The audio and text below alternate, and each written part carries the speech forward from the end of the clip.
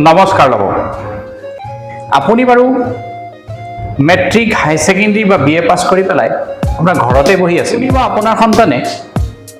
matric বা হাই secondary pass কৰাৰ পিছতো এনেকুৱা টেনচনত ভুগিছে নেকি যে এতিয়া কি কৰিম ডিগ্ৰী পৰীক্ষা দি পেলাই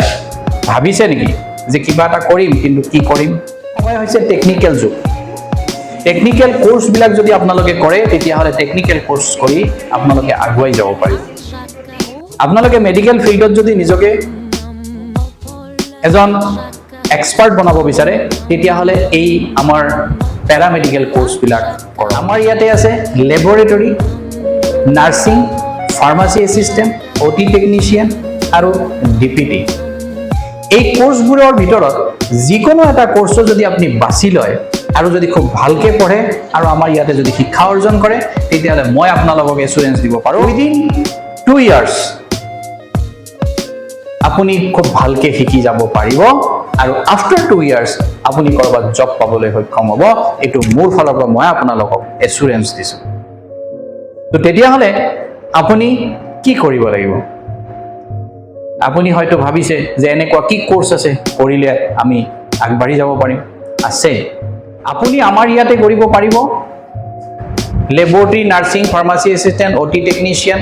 এইবোৰ কোৰ্সৰ যিকোনো এটা কোৰ্স বাছি লৈ পেলাই আপুনি যদি পঢ়িবলৈ ষ্টাৰ্ট কৰে আৰু সম্পূৰ্ণ কৰে তেতিয়া হলে আপুনি নিশ্চিন্ত থাকক যে 2 বছৰৰ পিছতে আপুনি গৈ পেলাই উপাৰ্জন কৰিবলৈ সক্ষম হ'ব আৰু আপোনাৰ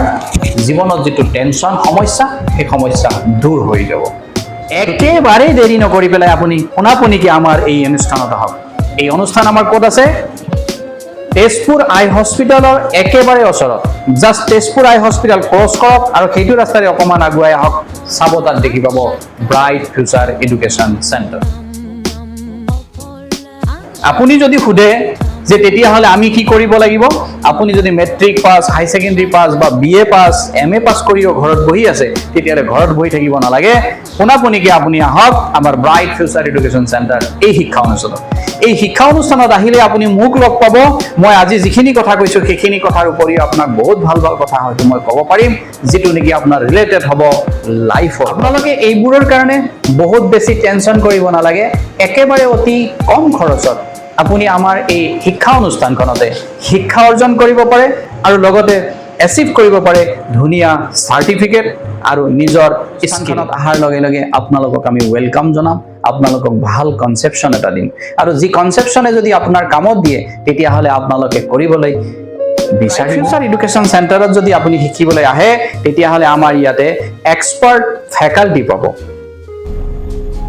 প্ৰেক্টিকেলৰ কাৰণে ল্যাবৰেটৰী পাব নাৰ্সিং প্ৰেক্টিকেলৰ কাৰণেও বিভিন্ন ধৰণৰ সা সুবিধা আপুনি পাব আৰু সেইখিনি আপুনি যেতিয়া ইয়াত ভালকে শিকি ল'ব পাৰিব তেতিয়া তাৰ পিছতে গৈ পেলাই কোনোবা হস্পিটাল নাইবা কোনোবা ল্যাবৰেটৰী কোনোবা ক্লিনিক তাত আপুনি সাৰ্ভিস দিবলৈ সক্ষম হ'ব তেন্তে দেৰি কি হয় অতি সোনকালে আপোনালোকে আমাৰ ইয়ালৈকে গুচি আহক আমাৰ এই অনুষ্ঠান তেজপুৰ আই হস্পিটালৰ একেবাৰে ওচৰত যদি আপোনালোকৰ ল'ৰা ছোৱালীয়ে আমাৰ ইয়াতে শিক্ষা অৰ্জন কৰে তেতিয়া হলে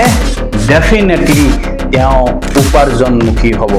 এটো মোৰ প্ৰতিশ্ৰুতি এইখিনি কৈয়ে মই আপোনালোকৰ পৰা বিদায় লৈছো